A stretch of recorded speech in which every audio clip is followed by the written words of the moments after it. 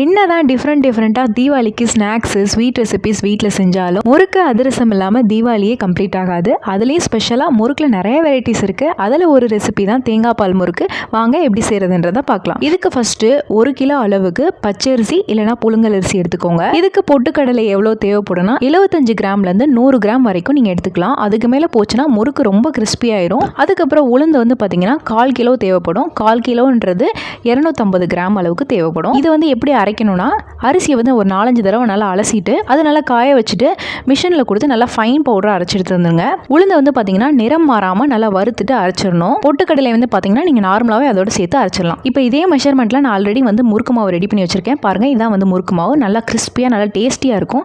இதே மாதிரியே நீங்கள் எந்த முறுக்குக்குனாலும் யூஸ் பண்ணிக்கலாம். இப்போ தேங்காய் பால் முறுக்குக்கு நான் செஞ்சு காமிக்கிறேன். 75 கிராம் அளவுக்கு நான் உளுந்து எடுத்துக்கிறேன். உளுந்து வந்து ரொம்ப வந்து நிறம் மாறிடக்கூடாது. உளுந்து வந்து நல்லா ஹீட் ஆனால் போதும். ஒரு 5 நிமிஷம் மட்டும் நல்லா ரோஸ்ட் பண்ணிட்டு மிக்சியில் ஆட் பண்ணி நல்லா ஃபைன் பவுடரா எந்த அளவுக்கு அரைக்க முடியுமோ அரைச்சு எடுத்துட்டு வந்துருங்க. அதுக்கப்புறம் அரிசி மாவு, பச்சரிசி மாவு இல்லைனா புழுங்கல் அரிசி மாவு எடுத்துக்கோங்க. இது வந்து பார்த்தீங்கன்னா ஒரு 4 கப் நான் எடுத்திருக்கேன். 4 கப்புன்றது வந்து பார்த்தீங்கன்னா 400 கிராம். அந்த 400 கிராமுக்கு 1 கப் அளவுக்கு நம்ம உளுந்து ஆட் பண்ணணும். அதாவது 100 கிராம் அளவுக்கு நம்ம ஆட் பண்ணணும். ஆட் பண்ணிட்டு அதையும் சலிச்சு எடுத்துக்கோங்க. இப்போ வந்து நம்ம தேங்காய் பால் ரெடி பண்ணிக்கலாம். இதுக்கு வந்து அரை மூடி அளவுக்கு தேங்காய் எடுத்துக்கோங்க. அதை வந்து நல்லா மிக்சியில் கொஞ்சமாக தண்ணி ஊற்றி அரைச்சிட்டு ஃபர்ஸ்ட் தேங்காய் பாலை நல்லா வடிச்சு எடுத்துருங்க. அதை தனியாக வச்சுட்டு அதே சக்கையை வச்சு கொஞ்சமாக தண்ணி ஆட் பண்ணி 2வது தேங்காய் பாலும் எடுத்து தனியாக வச்சுக்கோங்க.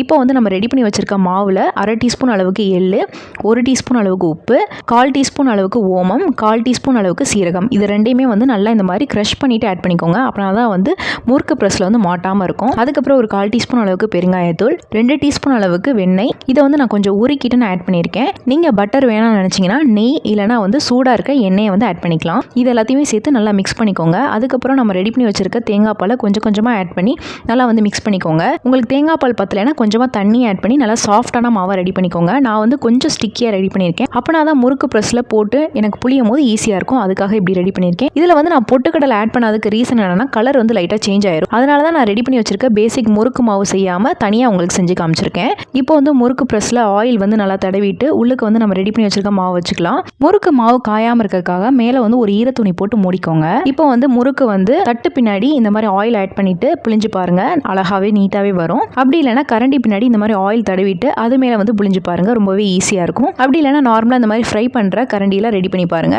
மூணுமே ஈஸியாக தான் இருக்கும். ஆயில் நல்லா ஹீட் பண்ணிக்கோங்க. ஆயில் நல்லா ஹீட்டாக இருந்தால் சீக்கிரம் வெந்து வரும். ஆட் பண்ணிட்டு நல்லா 2 சைடு திருப்பி போட்டுக்கோங்க. முறுக்கு வந்து வெந்துருச்சுன்னு நம்ம எப்படி கண்டுபிடிக்கலாம்னா ஸ்டார்டிங் வந்து நிறைய பபிள்ஸ் வரும். அதுக்கப்புறம் வந்து நல்லா பபிள்ஸ் வந்து கம்மியாயிரும்.